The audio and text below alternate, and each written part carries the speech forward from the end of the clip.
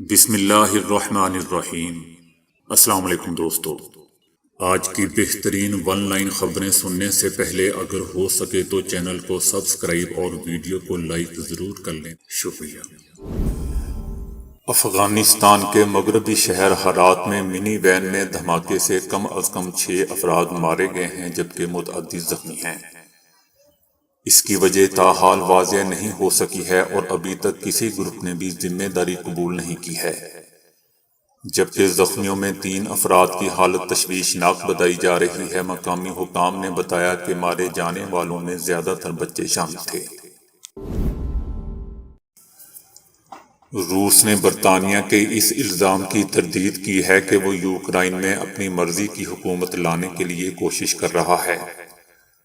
روس نے برطانیہ سے کہا ہے کہ وہ نان سینس باتیں پھیلانا بند کرے۔ برطانیہ کی جانب سے پھیلائی غلط معلومات اس بات کا ایک اور اشارہ ہے کہ نیٹو کی قیادت کرنے والی اقوام یوکرائن کے حوالے سے بحران کو بڑھا رہی ہیں۔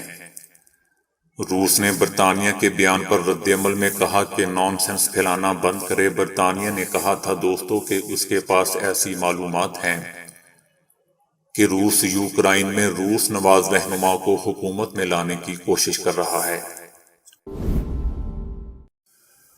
نیوزی لینڈ کی وزیر اعظم نے ملک میں کورونا پابندیوں کی وجہ سے اپنی شادی منسوخ کر دی ہے۔ نیوزی لینڈ میں ایک خاندان نے شادی کی تقریب میں شرکت کے لیے شمالی جزیرے سے جنوبی جزیرے کا فضائی سفر کیا تھا۔ بعد میں جہاز میں سوار تمام افراد اور ایک فضائی خدمتگار میں اومیکرون کی تشخیص ہوئی تھی۔ اومیکرون سے متاثرہ افراد کے علاوہ شادی کی اس تقریب میں 100 دیگر افراد نے بھی شرکت کی تھی۔ برطانوی حکام نے کہا ہے کہ فراڈ کے کیس سے بچنے کے لیے خود کو مردہ ثابت کرنے والے امریکی شہری کو اسکاٹ لینڈ فرار ہونے سے پہلے جیل میں ڈال دیا گیا ہے۔ اس شخص نیکولس کو پہلی مرتبہ دسمبر میں گرفتار کیا گیا تھا، جہاں ان کو کورونا کا علاج ہو رہا تھا اور انہیں علاج کے لیے ضمانت دی گئی تھی۔ بدترین معاشی بحران کے شکار ملک سری لنکا میں اشیاء ضروریہ کی قیمتوں میں 287% تک اضافہ ہو چکا ہے۔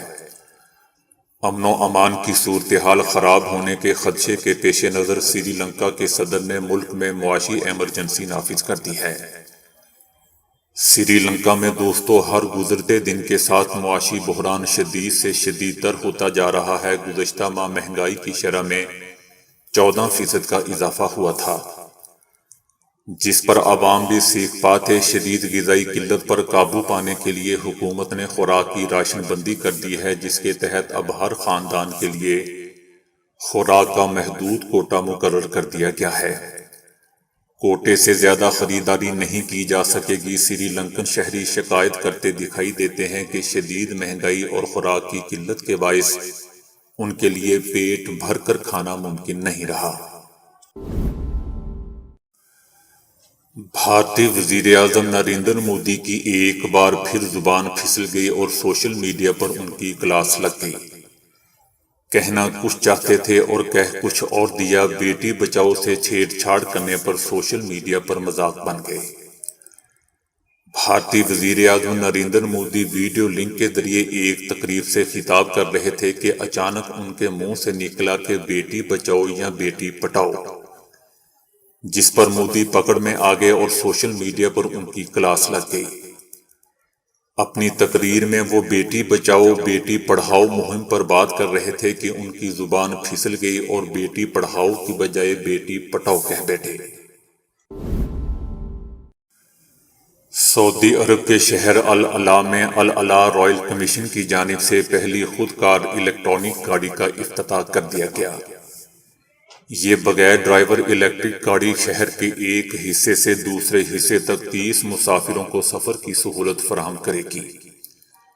یاد رہے دوستوں کہ تاریخی شہر العلا میں دنیا کا سب سے بڑا تاریخی عجائب گھر بھی موجود ہے۔ یہ شہر قدرتی عجائبات اور حیران کر دینے والے تاریخی مقامات سے مالا مال ہے۔ طالبان کا کہنا ہے کہ ناروے اوسلو میں مغربی ممالک کے ساتھ ہونے والے باضابطہ مذاکرات جنگ کا ماحول بدل دیں گے۔ اسلامی امارات نے مغربی دنیا کے مطالبات کو پورا کرنے کے لیے اقدامات کیے ہیں اور ہمیں امید ہے کہ ہم سفارتکاری کے ذریعے یورپی ممالک سمیت تمام ملکوں سے اپنے تعلقات مضبوط کریں گے۔ طالبان جنگ کا ماحول بدلنا چاہتے ہیں اور امن لانا چاہتے ہیں۔ طالبان کے دوبارہ اقتدار میں آنے کے بعد سے افغانستان میں انسانی بحران شدت اختیار کر چکا ہے۔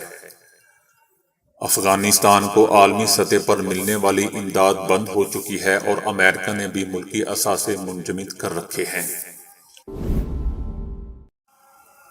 کورونا کے اومیکرون ویرینٹ نے مشرقی یورپ کے ملک پولینڈ میں بھی اپنے پنجے گاڑ رکھے ہیں۔ پولینڈ میں کورونا کی وبا سے مرنے والوں کی تعداد نے دوسری عالمی جنگ میں ہونے والی ہلاکتوں کو بھی پیچھے چھوڑ دیا ہے۔ پولینڈ کی وزارت صحت نے اعلان کیا ہے کہ گزشتہ روز ملک میں کورونا سے متاثرہ 248 افراد مارے گئے ہیں، جس کے بعد کورونا وبا کے آغاز سے اب تک 1,03,000 سے زائد افراد مارے جا چکے ہیں۔ کورونا وبا کے دوران سب سے زیادہ شرح اموات کے حامل یورپی یونین کے رکن پولینڈ کو جنگ عظیم دوم کے بعد سب سے زیادہ جانی نقصان کا سامنا کرنا پڑا ہے۔